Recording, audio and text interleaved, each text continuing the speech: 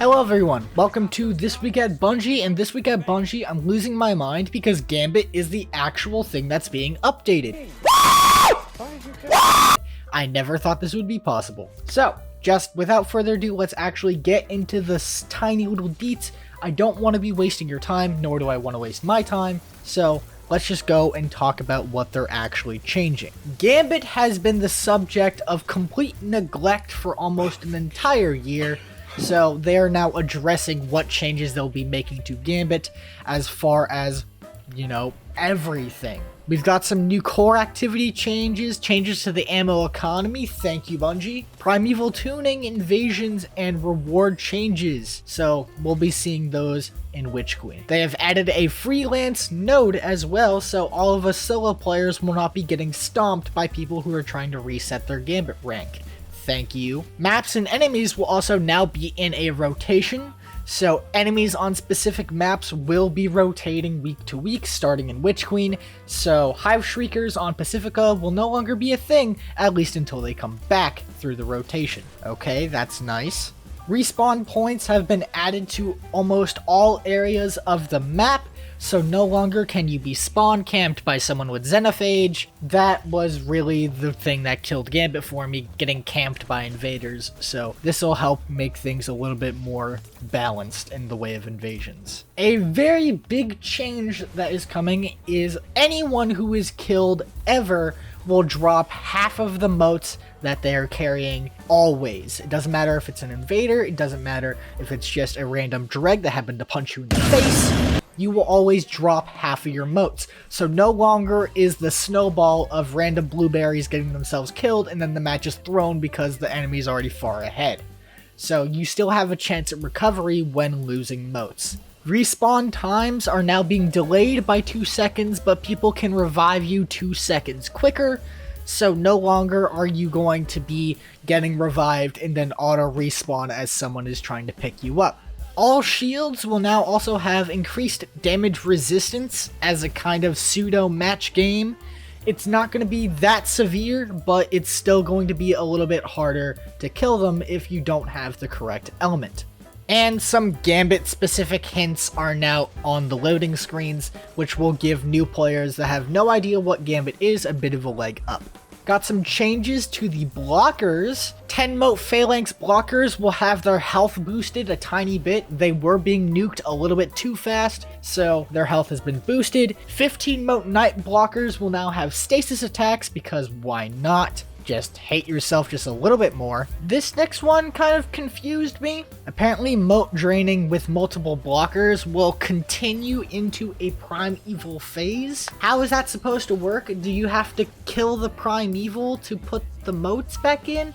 I don't understand this one. Apparently it's meant to give people that are behind a little bit of a leg up. I just don't know how it works, so I guess we'll have to see. And next up, and lastly as far as blockers go, mote drain will be paused if a player is near the bank and engaging blockers. This is to stop those moments where you have no special or heavy and you're firing like hundreds of rounds of primary ammo into taken knights. So thank you, I will no longer be pulling my hair out.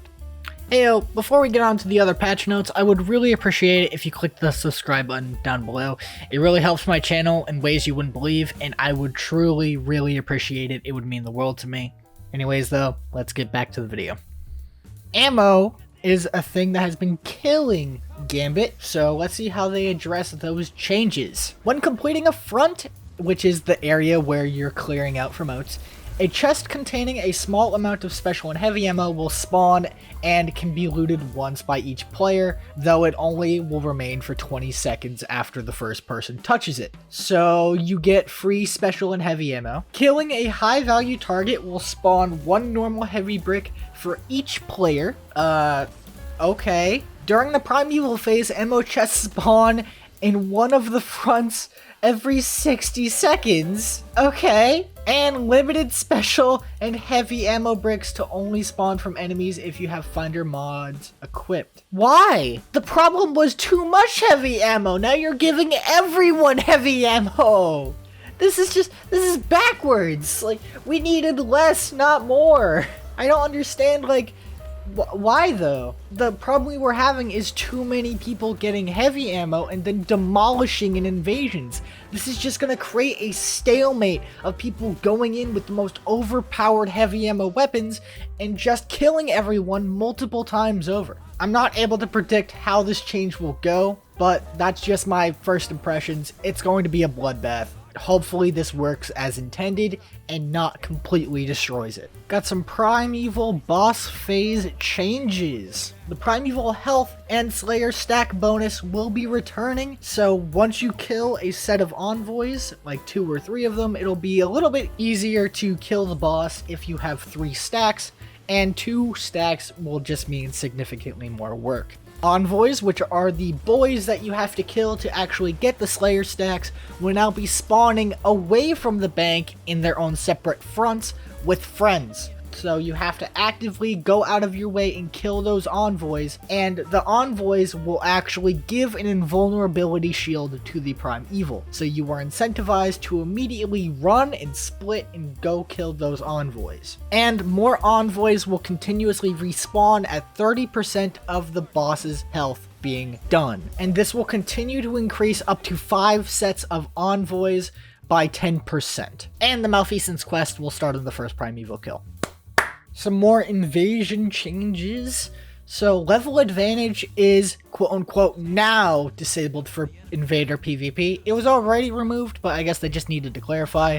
There is no level advantage to the PvP. One of the moat phase invasions has been removed. You will only get 2 at 40 and 80 moat thresholds. So you have 2 options to invade, and if you don't invade, you will actually not be able to use it. You can no longer save invasion portals. However, Primeval phase invasions are still unchanged. You can invade every 15-20 seconds or so. Invaders will actually no longer be able to see how many moats enemy players are carrying, and will only see the nameplates of the players unless they are aiming down sights. So if you're using rocket tracking or sniper zoom or what have you, you will not be able to see nameplates.